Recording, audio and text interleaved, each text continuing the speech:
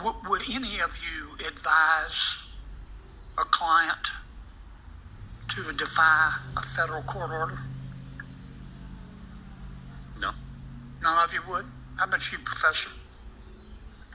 I mean, under most circumstances, we follow the government and private parties follow court orders. I suppose it's not, I would not rule out ever the possibility that in a sufficiently egregious order, there should be some consideration of whether there's a way. So in some cases, I think it's a qualified answer, yes. In some cases you would. In an extremely narrow band of cases, I think it would be considered, yes. Okay.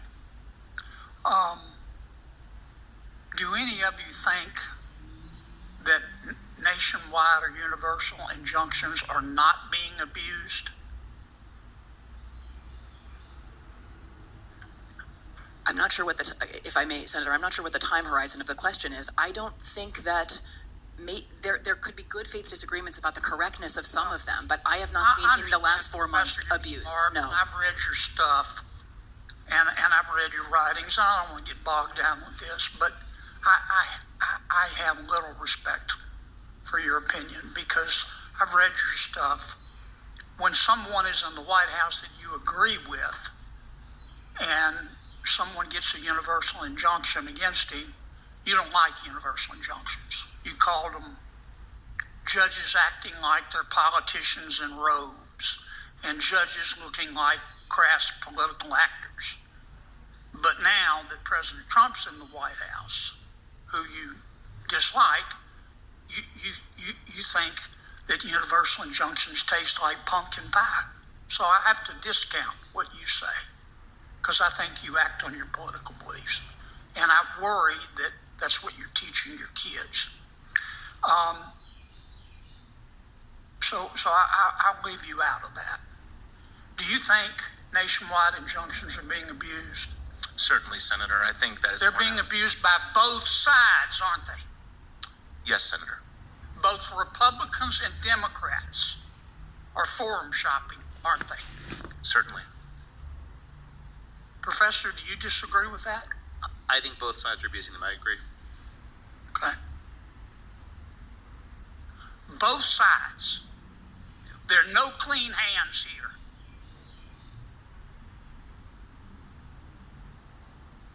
Now, your suggestion is that when a federal judge issues a nationwide injunction,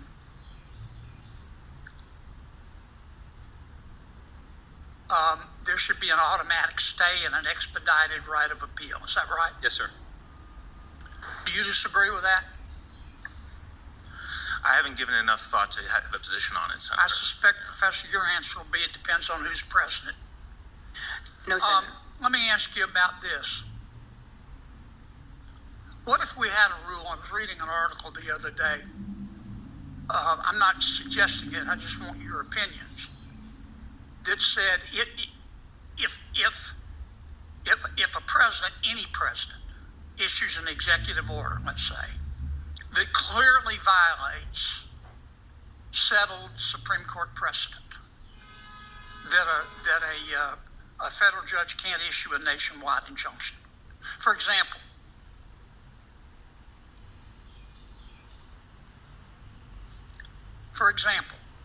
if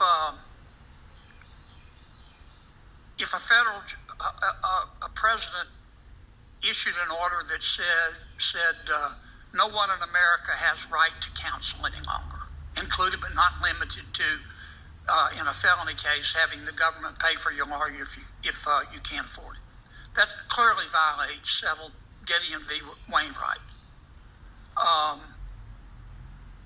In that case, a judge has no authority or does have authority to issue a nationwide injunction. But in a case where the law is unclear, a judge should refrain from that. Now, obviously, we'd have to trust our judges, but we're supposed to be able to trust them anyway. What do you think about that? I don't agree with that, Senator, because I think universal injunctions transgress the limitations under Article 3, even if the underlying merits are clear. I happen to agree with you. I don't think there's any basis under Article 3, under Supreme Court precedent, under the English common law for nationwide injunctions. I think politicians have helped judges, and many judges are politicians, to just make it up. And many of them are like Professor Shaw here. If they like the president, they're against nationwide injunctions. If they don't like the president, they're for him. Professor, let me ask you this while I have you. On April 22nd, 2024, you said there are some members of the Supreme Court that are evil. Which justices were you talking about? I'll take it your word, Senator. I don't recall using that word, but All right, here's what you said. You were talking about the majority opinion in Muldrow v. City of St. Louis. You said, quote, Justice Kagan, will she be able to control the opinion's future distortion by her evil colleagues? Probably not, end quote. Who were you talking about? sir, I'm very skeptical. If it's a transcription, it was probably a transcription error. I do not think I said. No, you said it. Why don't you own up to it? Which you call some of the members of the Supreme Court evil. Now, which ones do you think are evil? I would have to refresh my recollection. I've been very critical You're of some embarrassed members of the that Supreme you made Court. that statement, aren't you? I'm You're an officer Senator, it of the doesn't sound court. like something that You know I what would I'm say. embarrassed at? That you're teaching our kids. I don't refer to Supreme Court justices as evil You in, did, in, the, right here in the classroom, on sir. your broadcast, April 22nd, 2024. Okay, well, Big as Dallas.